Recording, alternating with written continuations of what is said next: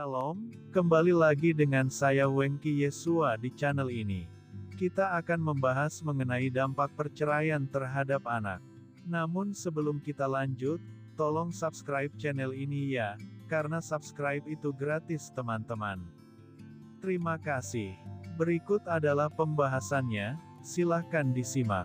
Anak-anak sangat penting dan berharga di mata Tuhan, oleh karena itu janganlah menuruti kehendak kita sendiri, sehingga anak-anak menjadi korban akibat dari perceraian yang dilakukan.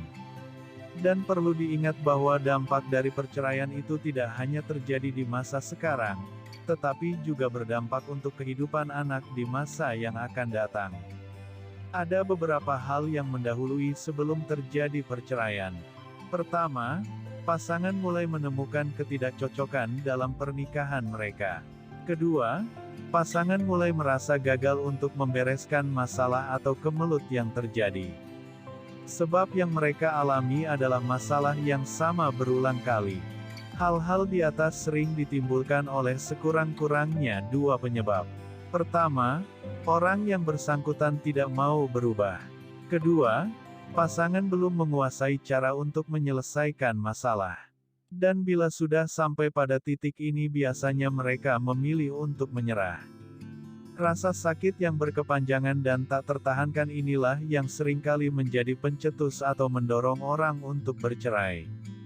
Berikut adalah 5 dampak dari perceraian yang seringkali dialami oleh anak. Pertama, anak merasa terjepit dan mengalami kesulitan untuk memilih mama atau memilih papa. Dia merasa terjepit di tengah siapa yang harus dibela dan siapa yang dia harus ikuti saat orang tuanya bercerai. Kedua, anak mempunyai rasa bersalah. Karena anak merasa bahwa dirinya lah yang menjadi penyebab perceraian. Ketiga, anak yang jadi korban keluarga yang bercerai, cenderung menjadi anak yang sangat nakal, karena anak mempunyai kemarahan, frustasi dan berusaha melampiaskannya.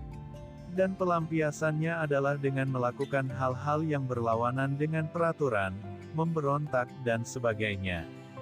Keempat, anak kehilangan figur otoritas atau figur ayah. Waktu figur otoritas itu menghilang, anak seringkali tidak terlalu takut pada mamanya. Kelima, anak kehilangan jati diri sosialnya atau identitas sosialnya. Status sebagai anak cerai memberikan suatu perasaan bahwa dia orang yang berbeda dari anak-anak lain.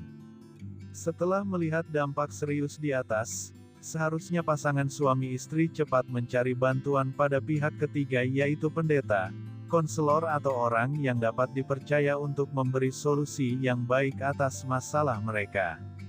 Selain itu pasangan juga harus tetap kuat di dalam Tuhan.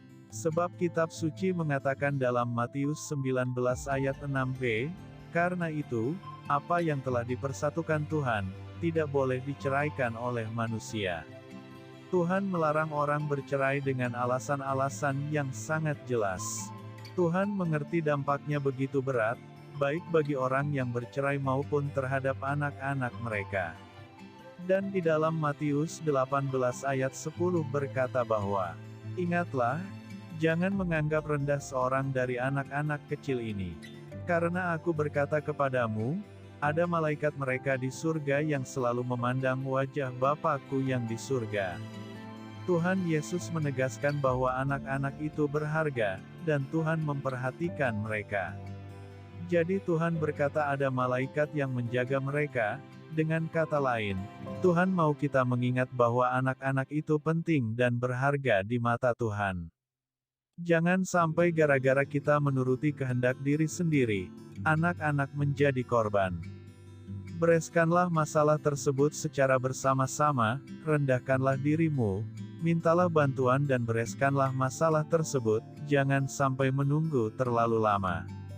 Sekian pembahasan saya. Tuhan memberkati kita semua. Amin.